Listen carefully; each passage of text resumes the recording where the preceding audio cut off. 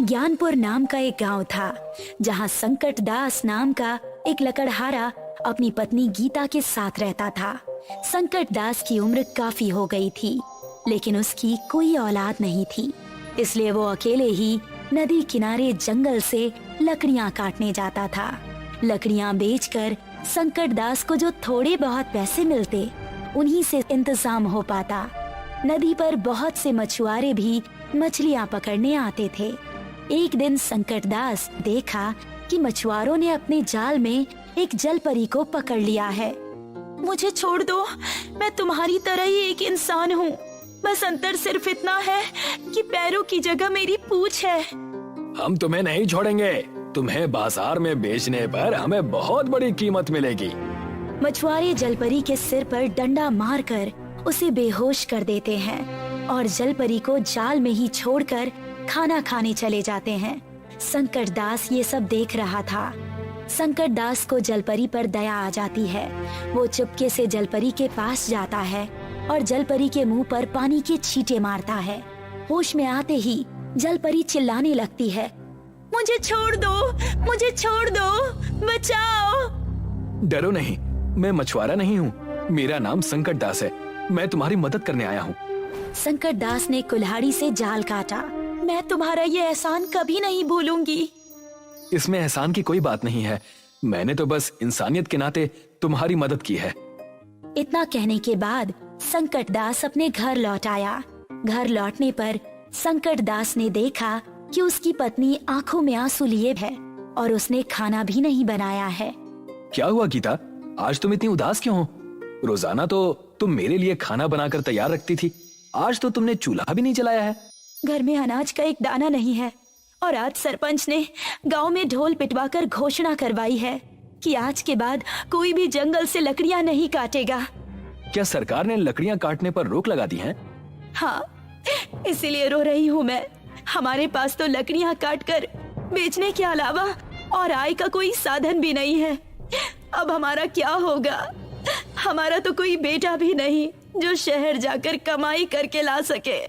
चिंता मत करो, एक दरवाजा बंद होता है तो दूसरा खुलता है। भगवान हमारी मदद जरूर करेंगे। आज लकड़ियां बेचकर 100 रुपए मिले हैं। चलो ढाबे पर चलकर खाना खा लेते हैं। मैं बहुत थक गया हूँ, बाजार जाकर अनाज लाने का मेरा मन नहीं है और फिर मुझे बहुत तेज भूख भी लग रही है। संकट दास और गीता ढाबे पर खाना खाने पहुँचे। गाँव में एक ही ढाबा था जो शेरा और हाथी नाम के दो भाई चलाया करते थे। शेरा भाई, जरा हमारे लिए 2 सादा थाली लगवा दीजिए। ठीक है, लगाता हूँ, आधे घंटे इंतजार करना पड़ेगा। आधा घंटा बीत गया लेकिन थाली नहीं आई। शेरा भाई, अभी तक हमारी थाली नहीं आई। तुम बार बार मेरा सिर क्यों खा रहे हो? देख नहीं रहे इतनी भीड़ है? लेकिन तुम्ही ने तो कहा था कि आधे घंटे बाद थाली मिल जाएगी। अब हम कभी इस ढाबे पर खाना खाने नहीं आएंगे।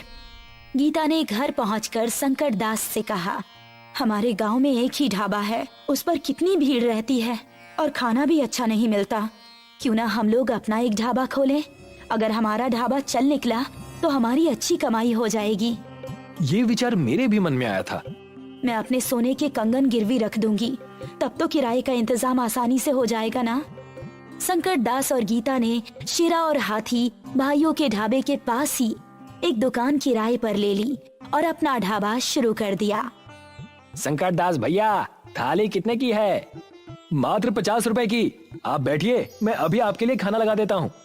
संकट दास और गीता के प्रेम भरे व्यवहार और स्वादिष्ट खाने के कारण उनके ढाबे पर धीरे धीरे लोगों की संख्या बढ़ती गई। उधर शेरा और हाथी का ढाबा खाली होता जा रहा था। कुछ ही दिनों में शेरा और हाथी भाइयों का काम धाम ठप हो गया। शेरा भाई, अगर ऐसा ही चलता रहा तो हम तो बर्बाद हो जाएंगे। मात्र 2 महीनों में हमारी कमाई आधी से भी कम हो गई है। हमें इस संकट दास को ठिकाने लगाना होगा। ना रहेगा बांस, ना बचेगी बांसुरी। मेरे पास एक योजना है। शेरा संकट दास को बचपन से जानता था। वो जानता था कि संकट दास को तैरना नहीं आता। एक रात शेरा और हाथी संकट दास के पास पहुंच गए। उन्होंने संकट दास का मुंह एक कपड़े से बांध दिया। फिर वे संकट दास को नाव पर बिठाकर नदी के बीचों बीच फेंक दिया। कुछ ही देर में संकट दास नदी में डूब गया। कुछ देर बाद संकट दास की आंख खुली। तो उन्होंने खुद को पानी के अंदर पाया। वही जल परी जिसकी संकट दास ने एक बार जान बचाई थी, वो संकट दास के सामने खड़ी थी। मैं जिंदा कैसे बच गया? कुछ बदमाशों ने मेरे मुंह पर कपड़ा बांधकर मुझे नदी में फेंक दिया था। मैंने तुम्हें बचाया है। लेकिन मैं पानी के अंदर सांस कैसे ले पा रहा हूँ? क्योंकि मैंने तुम्हें एक जादुई गोली खिलाई है। जलपरी संकट दास को एक घड़ा देती है। जब भी तुम इस घड़े में हाथ डालोगे, इससे एक गोली बाहर निकलेगी। उस गोली को खाने के बाद कोई भी पानी के अंदर सांस ले सकता है, लेकिन ध्यान रहे कि इस गोली का असर केवल 12 घंटे तक ही रहता है। मैं ये घड़ा तुम्हें उपहार स्वरूप दे रही हूँ, तुम इसे ले जा सकते हो। संकट दास घड़ा लेकर अपने घर आ गया। उसने घड़े को संभाल कर रख दिया और अपने ढाबे पर काम करने चला गया। शेरा और हाथी उसे देखकर चौंक गए। भैया, ये संकट दास जिंदा बचकर वापस कैसे आ गया? लगता है इसने तैरना सीख लिया होगा। भैया, अब हम क्या करेंगे? चिंता मत कर, इस बार मैं संकट दास को कहीं का नहीं छोड़ूंगा। शेरा गांव के सरपंच के पास गया और उसने सरपंच से कहा, सरपंच जी, मुझ पर एक एहसान करिए। क्या बात है शेरा, इतना परेशान क्यों लग रहे हो? सरपंच जी, गांव के हर एक आदमी से कह दीजिए कि कोई भी संकट दास को अपनी दुकान या जमीन किराए पर ना दे। संकट दास की वजह से मेरा धंधा चौपट हो रहा है। ठीक है, तुम्हारा काम हो जाएगा। संकट दास जिस दुकान में ढाबा चला रहा था, उस दुकान के मालिक ने संकट दास से दुकान खाली करवा दी। इन्हें अचानक क्या हो गया? हम तो अच्छा खासा किराया भी दे रहे थे, फिर भी इन्होंने हमसे दुकान क्यों खाली करवा दी? कोई बात नहीं, मैं कोई दूसरी जगह किराए पर ले लूंगा। संकट दास निराश होकर नदी के किनारे गया। तब वही जलपरी जिसने संकट दास को घड़ा दिया था, नदी से बाहर आई। क्या हुआ संकट दास, आज तुम इतने उदास क्यों हो? गांव में कोई अपनी जमीन मुझे किराए पर देने को तैयार नहीं है और मैं अपने घर पर भी ढाबा नहीं खोल सकता क्योंकि मेरा घर मुख्य सड़क पर नहीं है। वहाँ खाना खाने कोई नहीं आएगा। संकट दास ने सारी बात जलपरी को कह सुनाई। तुम नदी के नीचे पाताल लोक में ढाबा खोल लो, उस जमीन पर किसी का अधिकार नहीं है। लेकिन पानी में आग कैसे जल पाएगी और लोग वहाँ सांस कैसे ले पाएंगे? चिंता मत करो, पाताल लोक में आग जल सकती है। हम भी तो वही खाना बनाते हैं। और रही बात पानी में सांस लेने की, तो याद करो मैंने तुम्हें एक घड़ा दिया था जिसमें जादुई गोलियां थी। हाँ, उस घड़े के बारे में तो मैं भूल ही गया। संकट दास ने नदी के नीचे पाताल लोक में ढाबा खोल दिया और गांव में जगह जगह बैनर लगवा दिए। गांव के लोग पाताल लोक का ढाबा देखने के लिए बहुत उत्सुक हुए। वो सभी नदी के किनारे पहुंच गए। संकट दास ने सभी को मटके से निकालकर एक एक गोली दे दी और कहा, भाइयों और बहनों, इस गोली का असर 12 घंटे तक ही रहता है, इसीलिए 12 घंटे बाद पानी से बाहर जरूर आ जाना।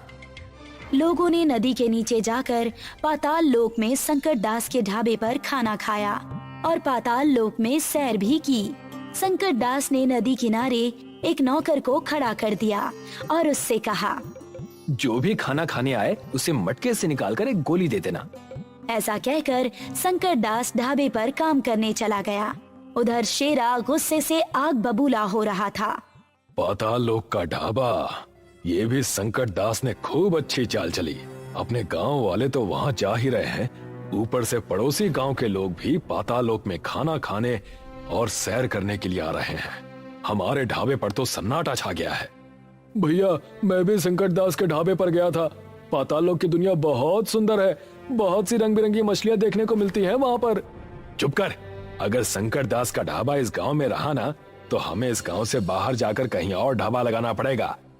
शेरा फिर से गांव के सरपंच के पास पहुंच गया और बोला, सरपंच जी, आप संकट दास के ढाबे को नदी के अंदर से हटवाइए, मेरा बहुत नुकसान हो रहा है। माफ करो शेरा, मैं संकट दास को और परेशान नहीं कर सकता। संकट दास के ढाबे की वजह से दूर दूर से लोग हमारे गांव में आ रहे हैं, इससे हमारे गांव का नाम हो रहा है और पर्यटकों की वजह से गांव के लोगों की आर्थिक स्थिति भी अच्छी हो रही है। इस बार मैं तुम्हारी कोई मदद नहीं कर पाऊंगा। शेरा अपने घर आकर हाथी से बोला, सरपंच जी भी हमारी कोई मदद नहीं करेंगे। अब हम क्या करेंगे भैया? शेरा और हाथी गांव छोड़कर दूसरे गांव में अपना ढाबा चलाने लगे। अब शंकर दास और गीता का पाताल लोक का ढाबा चलता रहा।